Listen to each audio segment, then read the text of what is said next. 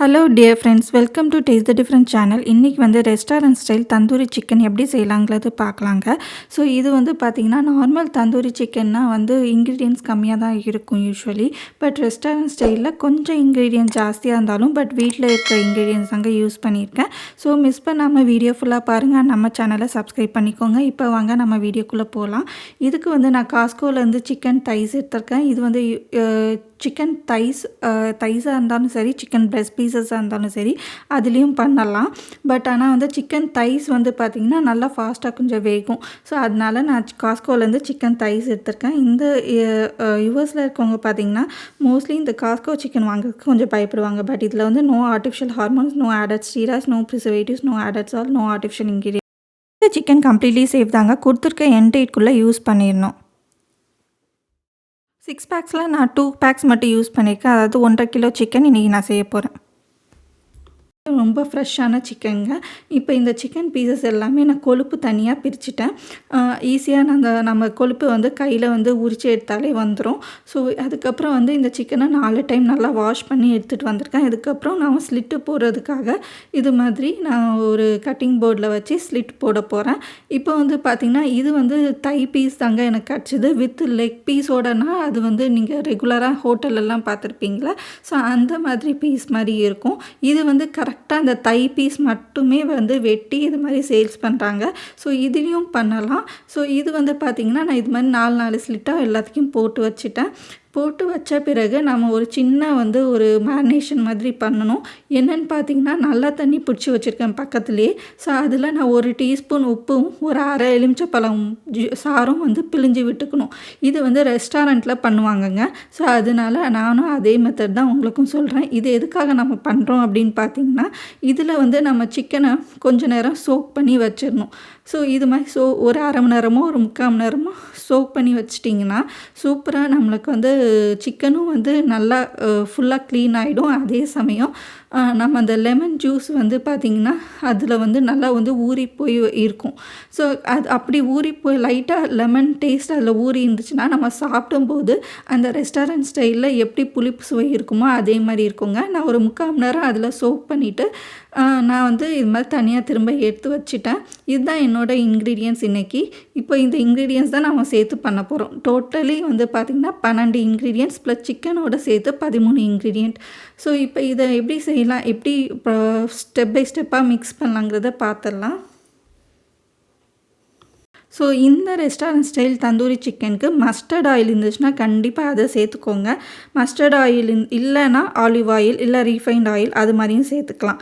So இது நான் இன்றைக்கி வந்து ஆலிவ் ஆயில் தான் சேர்க்குறேன். என்கிட்ட அதான் இருந்துச்சு. அதனால் 1.5 டேபிள் ஸ்பூன் ஆலிவ் ஆயில் சேர்த்துக்கிறேன்.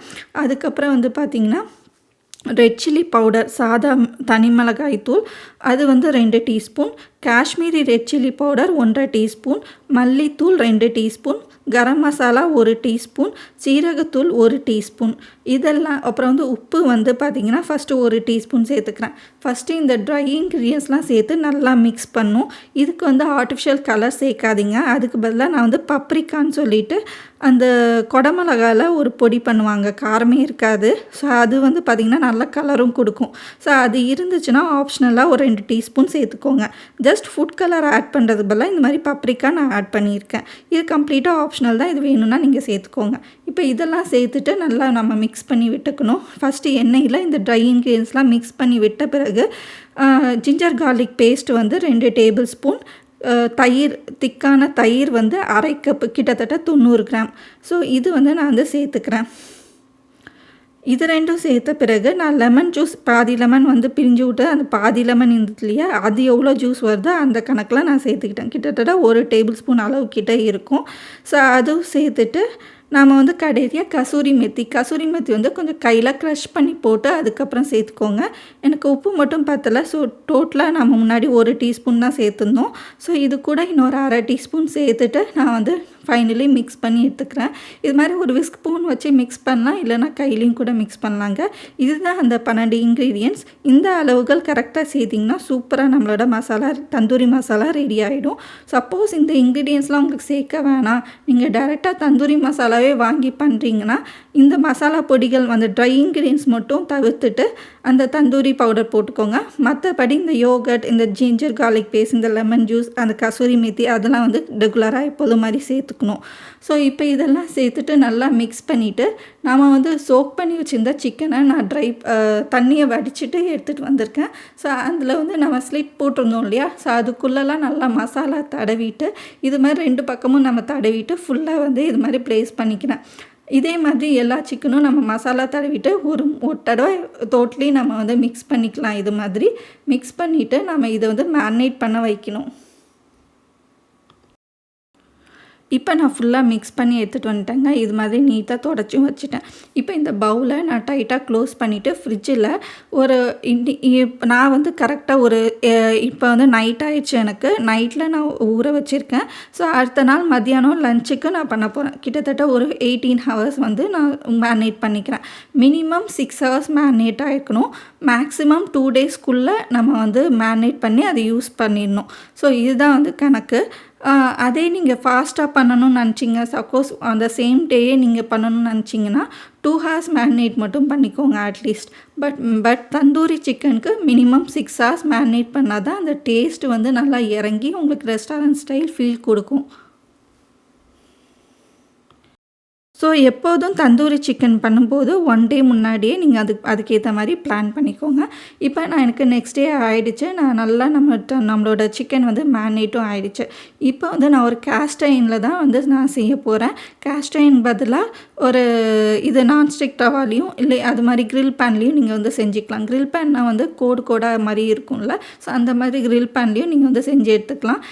சப்போஸ் உங்கள் ஸ்டவ் டாப்பில் பண்ண பிடிக்கலன்னா அவன்லேயோ இல்லை ஏர் ஃப்ரையர்லேயோ செஞ்சுக்கலாம். அதோட டெம்பரேச்சர் செட்டிங்ஸ் எல்லாமே நான் டிஸ்கிரிப்ஷனில் தரேன். எனக்கு வந்து ஸ்டவ் டாப் தான் ஈஸியாக இருக்கிற மாதிரி இருந்துச்சு. அண்ட் ட்ரை ஆகாமலும் இருக்கும் செஞ்சு முடித்த பிறகு.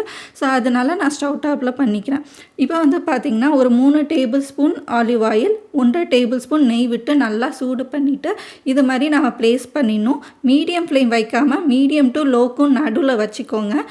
நம்ம ஸ்டார்டிங்கில் மீடியம் ஃப்ளேம் வச்சிட்டிங்கன்னா உங்களுக்கு வந்து சீக்கிரமாக வெளியில் தீஞ்சிடும், அப்புறம் உள்ளே வேகாது. ஸோ நம்ம வந்து இது வந்து பொறுமையாக தான் ஹேண்டில் பண்ணணும். ஸோ முதல்ல இது மாதிரி 3 நம்பர் ஃப்ளேமில் வச்சுட்டு ஒரு 2-3 நிமிஷம் ஒரு சைடு வந்து வேக விடணும், அப்படியே ஓப்பன் குக்கிங்கில். அதே மாதிரி திருப்பி போட்டு இது மாதிரி 2 நிமிஷம் 3 நிமிஷம் போல் மறுபடியும் வேக விடணும். அதிலே வந்து ஃப்ரை ஆகிட்டு கொஞ்சம் நேரம் ஃப்ரை ஆன பிறகு திரும்ப நம்ம திருப்பி விட்டுட்டு ஒரு கிளாஸ் மூடி எடுத்து போட்டு மூடிக்கலாம். கிளாஸ் மூடி பதிலாக வேறு எந்த மூடி இருந்தாலும் நீங்கள் மூடி அது மாதிரி ட்ரை பண்ணலாங்க. நான் ஜஸ்ட் கிளாஸ் மூடி வந்து உங்களுக்கு வெளிலேருந்து பார்க்கவும் முடியும் இல்லையா, ஸோ அதனால சொல்லியிருந்தேன். ஸோ இப்போ இதை மூடி போட்டு ஒரு 5 நிமிஷம் ஒரு சைடு வந்து வேக விடுங்க. மறுபடியும் இது மாதிரி திருப்பி விட்டுட்டு மறுபடியும் கிளாஸ் மூடி போட்டுட்டு ஒரு 5 நிமிஷம் அதே நம்பர் 3 ஃப்ளேமில் வேக விட்டு எடுத்துக்கோங்க. ஸோ இது மாதிரி வேக விடும்போது கிளாஸ் மூடி போட்டு வேக விடும்போது அதுலேருந்து தண்ணி இது மாதிரி வரும். ஸோ அதுக்கப்புறம் ஒரு 5 நிமிஷம் அது மாதிரி வேக விட்ட பிறகு டோட்டலி 10 நிமிஷம் வெந்த பிறகு நம்ம கிளாஸ் மூடி ரிமூவ் பண்ணிவிட்டு அப்படியே நம்ம மீடியம் ஃப்ளேமில் வச்சுட்டு இனிமேல் நம்ம வந்து கொஞ்சம் ரோஸ்ட் ஆகிற வரைக்கும் நம்ம குக் பண்ணி எடுத்துக்கணும். ஸ்டார்டிங்லேருந்து டோட்டலாக 15 மினிட்ஸ் ஆகிருக்குங்க. ஸோ இதுக்கப்புறம் நம்ம வந்து அப்படியே ஓப்பன் குக்கிங்கில் மீடியம் ஃப்ளேமில் நல்லா அந்த எண்ணெய் வந்து கொஞ்சம் கம்மியாக ஆகிற வரைக்கும் நம்ம வந்து ரோஸ்ட் பண்ணி தான் எடுக்கணும். எதுக்காக அப்படின்னா நம்ம வந்து ஏர் ஃப்ரையர்லோ அவன்லேயோ வந்து செய்கிறது கிடையாது. இது வந்து நல்லா டோஸ்ட் ஆகி வர்றதுக்காக தான் நம்ம நெய்யும் கொஞ்சம் சேர்க்குறோம். பட் நெய்க்கு பதிலாக பட்டர் சேர்க்கலாம். பட் பட்டரோ நெய்யோ இல்லாமல் வெறும் ஆயிலில் மட்டும் பண்ணிங்கன்னா உங்களுக்கு அந்த டோஸ்டிங் அந்த மாதிரி கிளேஸ்டாக வருதில்ல, ஒரு மாதிரி டோஸ்டட் கலரில், ஸோ அந்த மாதிரி வராது. ஸோ கொஞ்சம் நெய்யோ பட்டரோ சேர்த்திங்கன்னா தான் உங்களுக்கு இந்த மாதிரி டோஸ்டராக தந்தூரி ஸ்டைலில் வரும். ஸோ இப்போ வந்து பார்த்திங்கன்னா நம்ம 2 சைடு வந்து இது மாதிரி கொஞ்சம் டோஸ்ட் ஆன பிறகு நல்லா வெந்துடுச்சான்னு நீங்கள் ஒரு பார்பிக்யூ ஸ்டிக் வச்சு குத்தி பார்த்திங்கனாலே தெரியும். ஸோ அது வெந்துச்சுன்னா நீங்கள் இது மாதிரி எடுத்து பிளேட்டில் மாற்றிக்கலாம். ஸோ இதே மாதிரி இன்னொரு பேட்சும் நான் குக் பண்ணி எடுத்துகிட்டு வந்துட்டேன். அதுக்கப்புறம் பார்த்திங்கன்னா நீங்கள் கேஸ்ட் அயர்ன் யூஸ் பண்ணும்போது கொஞ்சம் அந்த ரெசிடியூஸ் எல்லாமே கொஞ்சம் ஸ்டிக்காக இருக்கும். ஸோ நெக்ஸ்ட் பேட்ச் போடுறதுக்கு முன்னாடி நீங்கள் அது கொஞ்சம் ஹீட்லேயே சுரண்டி விட்டுட்டு அதுக்கப்புறம் நெக்ஸ்ட் பேட்ச் வந்து போட்டுக்கோங்க. இப்போ சூப்பராக நம்மளோட ரெஸ்டாரண்ட் ஸ்டைல் தந்தூரி ரெடி ஆகிடுச்சுங்க. மேலே லெமன் பிழிஞ்சி அது கூட ஒரு வெங்காயம் வச்சு சாப்பிட்டு பாருங்கள். செம்ம டேஸ்ட்டாக அல்டிமேட்டாக இருந்துச்சு. கடையில் கிடைக்கிற மாதிரியே அப்படியே டேஸ்ட்டாக இருந்துச்சுங்க. கண்டிப்பாக நீங்கள் ட்ரை பண்ணிட்டு எனக்கு கமெண்ட் பண்ணுங்கள். சூப்பராக தந்தூரி சிக்கன் நம்ம வீட்டிலேயே ரெடி பண்ணியாச்சு. இது உங்களுக்கு ஈஸியான ரெசிபியாகவும் இருக்கும்னு நினைக்கிறேன். கண்டிப்பாக ட்ரை பண்ணிட்டு கமெண்ட் பண்ணுங்கள். நம்ம சேனலை சப்ஸ்கிரைப் பண்ணிக்கோங்க. தேங்க்யூ. இன்னொரு வீடியோவில் பார்க்கலாம்.